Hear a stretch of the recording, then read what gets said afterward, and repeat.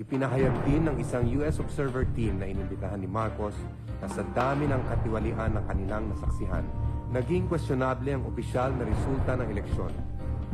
We have witnessed and heard disturbing reports of efforts to undermine the integrity of the process, both during the voting and the vote counting process, which is still underway.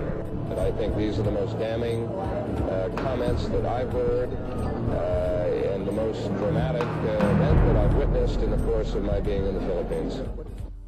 Ang ibang bansa ay tumahimik na lamang at nagmasid. Wala ni isa sa kanila, maliban sa Russia, ang nag-congratulate kay Marcos. Ang simbahang Katoliko naman ang nagpahayag ng pinakamatinding pagkondena sa Reyna Marcos. Ayon sa kanilang pastoral letter, a government that assumes or maintains power through fraudulent means has no moral basis.